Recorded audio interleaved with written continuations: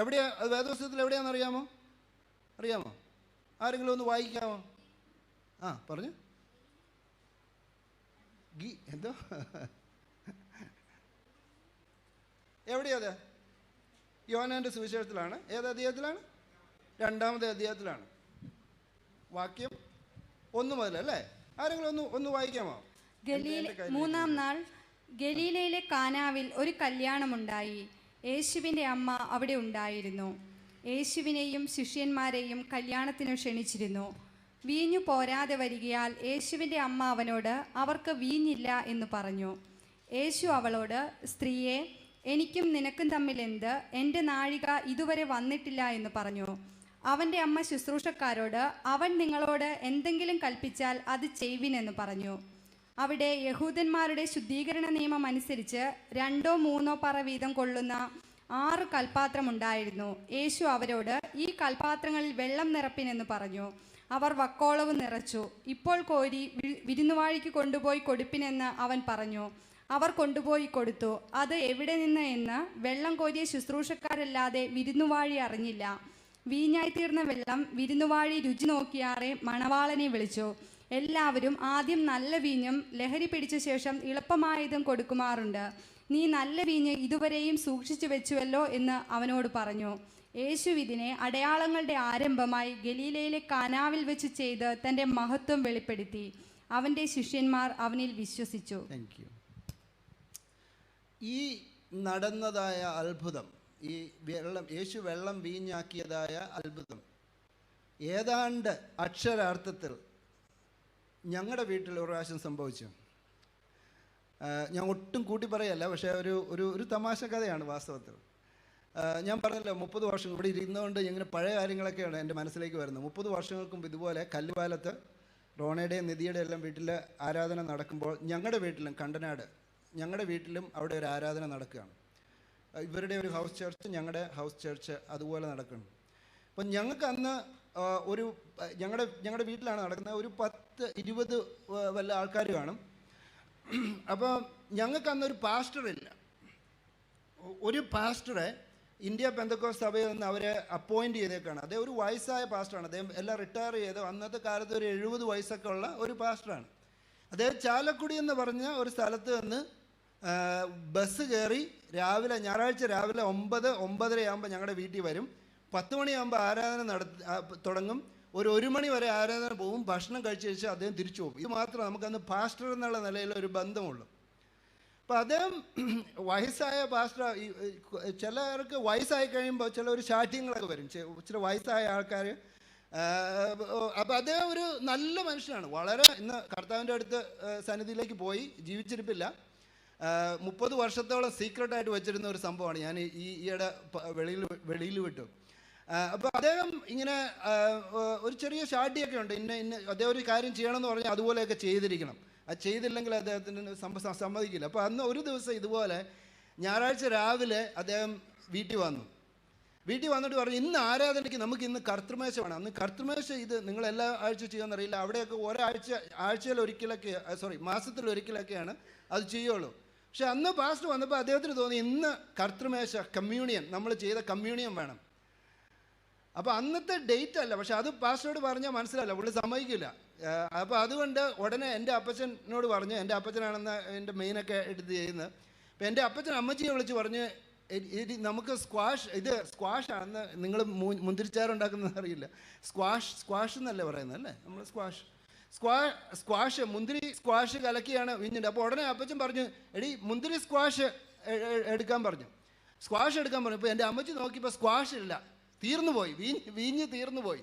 അപ്പോൾ പറഞ്ഞു, അയ്യോ ഇതില്ല, ഇന്ന് നടത്താൻ പറ്റില്ലല്ലോ എന്ന് പറഞ്ഞപ്പോഴത്തേക്കും അപ്പച്ചന് പാസ്റ്ററോട് പറയാൻ പേടിയാണ്. കാരണം ദൈവത്തോട് പറഞ്ഞാൽ പിന്നെ മനസ്സിലാവും, പക്ഷേ പാസ്റ്ററോട് പറഞ്ഞാൽ പുള്ളി സമ്മതിക്കില്ല. അതുകൊണ്ട് അത് നടത്തണമെന്ന് പറഞ്ഞാൽ നടത്തിയേ പറ്റുള്ളൂ. അപ്പോൾ അദ്ദേഹം പറഞ്ഞ്, അപ്പോൾ അപ്പച്ചൻ പറയും, എടി എന്തെങ്കിലും ഒന്ന് നോക്കി അവിടെ എന്തെങ്കിലും. അപ്പോൾ ഞാനിപ്പോഴും ആലോചിക്കണം, നമ്മൾ ഈ പറഞ്ഞ പോലെ കൗമാരപ്രായമാണ്, ഇതെല്ലാം കണ്ടുകൊണ്ട് നിൽക്കും, നമ്മൾ അതിനകത്തൊന്നും ഇടപെട്ട ആളല്ല. അടുക്കളയിൽ ഒരു വലിയ പാനിക്ക് നടക്കുകയാണ്, വലിയ പരിഭ്രാന്തി നടക്കുകയാണ്. ഇതുപോലെ തന്നെ വീഞ്ഞ് തീർന്നു പോയി, എങ്ങനെ ഇത് പരിഹരിക്കണം? അപ്പോൾ ചില സെക്രട്ടറി വരുന്നു, സെക്രട്ടറി പ്രസിഡന്റിനോട് പറയുന്നു, അവർ പറഞ്ഞു നമുക്ക് ഇച്ചിരിയെങ്കിലും ഉണ്ടായിരുന്നു, നമുക്ക് ഇച്ചിരി വെള്ളം ഒഴിച്ച് ഒന്ന് ശരിയാക്കാമായിരുന്നു, ഇല്ലെങ്കിൽ നമുക്ക് അടുത്ത വീട്ടിൽ വല്ലതും ഒന്ന് പോയി അന്വേഷിച്ചാലോ. ഇങ്ങനെ വലിയ വലിയ വലിയ പരാക്രമം നടക്കുകയാണ്. ഇന്ന് സാധിക്കുക. അപ്പോൾ അമ്മച്ചി പറഞ്ഞു ഇനി പൈനാപ്പിളിൻ്റെ സ്ക്വാഷ് ഉണ്ട്, അത് മതിയോ? പക്ഷേ അത് പറ്റില്ല, കാരണം കറുത്തിരിക്കണ്ടേ, ഇത് മുന്തിരി ഇത് വേണമല്ലോ. ഇങ്ങനെ വലിയ പാനൊക്കെ നടക്കുക. ഇപ്പോഴും ഓർക്കുന്നു വെച്ചാൽ പഴയതുപോലെ തന്നെ ഇപ്പോഴും ഓർക്കുന്നു. ഞാനിങ്ങനെ അടുക്കളയിൽ നോക്കുമ്പോൾ ഈ വലിയ പരിഭ്രാന്തി, ഈ കാനാവിലെ കല്യാണ വീഞ്ഞിൽ നടന്ന പോലെ വീഞ്ഞ് തീർന്ന് വലിയ പരിഭ്രാന്തി നടക്കുകയാണ്. അപ്പോൾ അതിൻ്റെ ഇടയിൽ ഒരു സഹോദരൻ പറഞ്ഞു, ഒരു കൃഷിക്കാരനാണ്, പാവപ്പെട്ട സഹോദരനാണ്. അദ്ദേഹം പറഞ്ഞേ, അത് ഞാൻ ഉദയംപേരി വരെ പോയി കുറച്ച് സ്ക്വാഷ് വാങ്ങിച്ചുകൊണ്ട് വരാം, മുന്തിരിച്ചാറ് വാങ്ങിച്ചുകൊണ്ട് വരാം, എന്നിട്ട് നമുക്ക് നടത്താൻ പറഞ്ഞു. അദ്ദേഹം ഉടനെ സൈക്കിൾ ചവിട്ടി കണ്ടാണെന്ന് ഉദയംപേരി ഒരു 1.5 കിലോമീറ്റർ ഉണ്ട്. അദ്ദേഹം അവിടെ പോയി ചെന്നപ്പോൾ എന്തുകൊണ്ട്, ഞായറാഴ്ചയാണ്, കടയൊന്നും തുറക്കില്ല. അന്ന് പ്രത്യേകിച്ച് ഞായറാഴ്ച കടയൊന്നും തുറക്കില്ല. അദ്ദേഹത്തിന് മുന്തിരി സ്ക്വാഷ് കിട്ടിയില്ല, എങ്ങും കിട്ടിയില്ല. എന്നാൽ അതിബുദ്ധിമാനായ അദ്ദേഹം ഒരു കൃഷിക്കാരനായിരുന്നു. പക്ഷേ ഞാൻ ആലോചിച്ചു അദ്ദേഹത്തിൻ്റെയൊക്കെ സാമർഥ്യം, അദ്ദേഹത്തെയൊക്കെ പിടിച്ച് രാഷ്ട്രം പരിചയിപ്പിച്ചാൽ നമ്മുടെ നാട് നന്നായി പോകാൻ. അദ്ദേഹം പതുക്കെ അന്ന് ഈ കൊക്കക്കോളയുടെ 2-3 ബോട്ടിൽ അദ്ദേഹത്തിന് കിട്ടി. കൊക്കക്കോളയല്ല, തംസപ്പ് എന്ന് കേട്ടിട്ടുണ്ടോ നമ്മൾ? പണ്ട് ഞങ്ങൾ തംസപ്പ് ടേസ്റ്റ് ദ തണ്ടർ എന്നൊക്കെ പറഞ്ഞൊരു വലിയ ആഡൊക്കെ ഉണ്ടായിരുന്നു. കൊക്കക്കോള പോലെ ഇരിക്കും, കറുത്തിരിക്കും കണ്ട. അദ്ദേഹം അത് വാങ്ങിച്ചുകൊണ്ട് വന്നു. ഇവരാരും അറിയാം, ഇതെല്ലാം ഞാനിതിനകത്ത് പ്രതിയല്ല, പക്ഷേ ഒരു മാപ്പുസാക്ഷിയായിട്ട് ഞാനിത് കണ്ടുകൊണ്ട് നിൽക്കുന്നത് ഞാൻ ഓർക്കുന്നു. അവരെല്ലാം, എൻ്റെ അപ്പച്ചനും എല്ലാം ഇതിനകത്ത് പ്രതിയാണ്. ഇവരെല്ലാം പാസ്റ്റർ പേടിച്ചിട്ടാണ്. ദൈവത്തിന് ഇതെല്ലാം മനസ്സിലാകുന്നവർക്കറിയാം, പക്ഷേ പാസ്റ്റർക്ക് മനസ്സിലാകും. അതുകൊണ്ട് ഈ കൊക്കക്കോള ഇതിനകത്ത് ഈ തംസപ്പ് ഇതിനകത്തേക്ക് പൊട്ടിച്ചൊഴിച്ചിട്ട് അവരന്ന് ഞങ്ങളുടെ സഭയിൽ 30 വർഷം, ഈ സീക്രട്ട് 30 വർഷമായിട്ട് ആർക്കും അറിയില്ലായിരുന്നു. ഞാൻ ഇത്തവണ അവിടെ ചെന്നപ്പോൾ സഭയിൽ ഇത് പറഞ്ഞപ്പോഴാണ് അറിയാം. ഇപ്പോൾ ഇനി ആരും അതിനെക്കുറിച്ച് പ്രശ്നം ഉണ്ടാക്കില്ലെന്നറിയാം. അപ്പോൾ അങ്ങനെ ആ പ്രശ്നം പരിഹരിച്ചു. എല്ലാവരും അന്ന് കർത്തൃമേശ എല്ലാം കുടിച്ചു കഴിഞ്ഞപ്പോൾ എല്ലാവരും പറഞ്ഞു നല്ലൊരു വീര്യം. ഇന്നത്തെ വീഞ്ഞിന് ഈ കഥയിൽ പറഞ്ഞ പോലെ തന്നെ ഇത്ര നല്ല മുന്തിയ തരം വീഞ്ഞ് എവിടെ വെച്ചിരുന്നു? പാസ്റ്റർ ആണെങ്കിലും ഇത്ര വഴക്കൊക്കെ ഉണ്ടാക്കുന്ന പാസ്റ്റർ ഒരു കർത്തൃമേശയൊക്കെ കുടിച്ചിട്ട് ഏമ്പക്കൊക്കെ വിട്ടിട്ട് ഞാൻ പറഞ്ഞു, അച്ചായ അടുത്ത തവണ നമുക്ക് കർത്തൃമേശം ആ കടയിൽ നിന്ന് തന്നെ വാങ്ങിച്ചാൽ മതി കേട്ടോ, അവിടെ നിന്ന് തന്നെ വാങ്ങിച്ചാൽ മതി. ഞാൻ ഇപ്പോഴും ആലോചിക്കുന്നു, ആരും അറിഞ്ഞില്ല, ഇതുവരെ അറിയാത്ത ഒരു സംഭവമാണ്. ഞാനത് പറയാൻ കാര്യം, ഈ പാനിക്, ഒരു വീഞ്ഞ് തീരുമ്പോൾ ഒരു വീട്ടിലുണ്ടാകുന്ന പാനിക് എന്ന് പറയുന്നത് പ്രത്യേകിച്ചും കൾച്ചറലായിട്ട് അവരുടെ നാട്ടിൽ ഏറ്റവും ഇമ്പോർട്ടൻ്റ് ആയിട്ടുള്ള ഒരു കാര്യമാണ് വീഞ്ഞ്. മറ്റു ഒരു സദ്യക്ക് നമ്മൾ ചെന്നു, നമ്മളാരെങ്കിലും സദ്യക്ക് വിളിച്ചു, എല്ലാം തീർന്നു പോയി, ഇച്ചിരി സാമ്പാറൊക്കെ തീർന്നു പോയെന്നൊക്കെ പറഞ്ഞാലും വെള്ളമൊക്കെ ഒഴിച്ചൊക്കെ, അങ്ങനെ പണ്ടൊക്കെ കല്യാണത്തിനൊക്കെ നമ്മളൊക്കെ ചെയ്തിട്ടുണ്ട്, വെള്ളമൊക്കെ ഒഴിച്ചു എല്ലാം അഡ്ജസ്റ്റ് ചെയ്യാം. എന്നാൽ പായസം തീർന്നു പോയെന്ന് പറഞ്ഞാൽ നമ്മൾ ക്ഷമിക്കും. കാരണം പായസം കിട്ടുമല്ലോ എന്ന് വിചാരിച്ചിട്ടാണ് നമ്മൾ ഈ പച്ചക്കറി സദ്യ ഇങ്ങനെ കടിച്ച് പിടിച്ച് സഹിക്കുന്നത്. അവസാനം പായസത്തിൻ്റെ സമയം വരെ പായസം തീർന്നു പോയെന്ന് പറഞ്ഞാൽ അത്രയും വലിയ നാണക്കേട് വേറെ ഇല്ല. നമ്മൾ ആ വീട്ടുകാരെ നമ്മൾ ഒരിക്കലും വെറുതെ വിടും. നമ്മൾ പറയും, ഇവനൊക്കെ എന്തൊരു ദാരിദ്ര്യമുള്ളവനാണ്, ഇത്ര ആൾക്കാരെ വിളിച്ചിട്ട് കാശ് മടക്കി ഒന്ന് മര്യാദയ്ക്ക് ചെയ്തുകൂടെ എന്ന് പറയും. പായസത്തേക്കാൾ ഉപരി, അല്ലെങ്കിൽ വീഞ്ഞിനേക്കാൾ ഉപരി അതൊരു കൾച്ചറൽ ഷെയിമാണ് അങ്ങനെ സംഭവിക്കുന്നത്, അല്ലേ? ഭയങ്കര നാണക്കേടാണ് ഒരു കല്യാണം നടത്തി. അതാണ് അവിടുത്തെ മെയിൻ പ്രശ്നം. വീഞ്ഞ് തീർന്നു എന്ന് മാത്രമല്ല, അങ്ങനെ വലിയ പാനിക് അടുക്കളയിൽ നടക്കുവാണ്.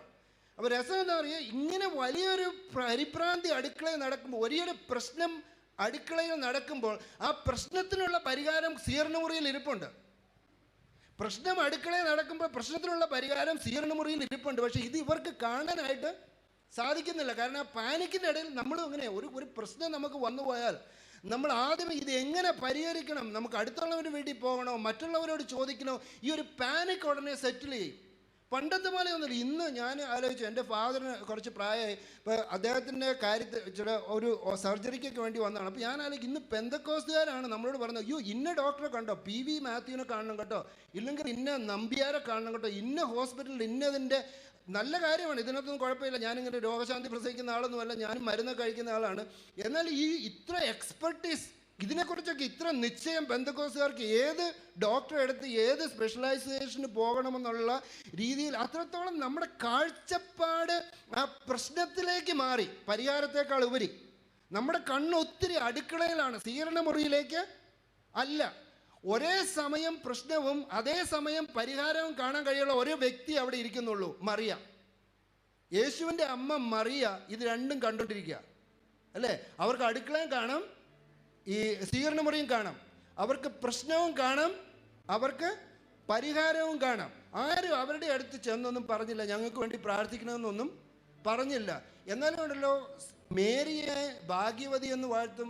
ഞങ്ങൾ പെന്തക്കോസ്തുകാർക്കൊക്കെ ഇച്ചിരി അവരോടൊരു ഒരു ഒരു വൈരാഗ്യമുള്ള പോലെയാണ്. കാരണം അവരെ ഭാഗ്യവതി എന്നൊന്നും പറയാൻ. പക്ഷെ വാസ്തവത്തിൽ ഇത്രയും നല്ലൊരു ഭാഗ്യവതിയായ സ്ത്രീ വേറെ, അത് കർത്താവിനെ പ്രസവിച്ചുകൊണ്ട് മാത്രമൊന്നുമല്ല, എന്നാൽ ഒരേ സമയം പ്രശ്നവും അതേസമയം പരിഹാരം കാണാൻ കഴിവുള്ള കണ്ണുള്ള ഒരു സ്ത്രീ.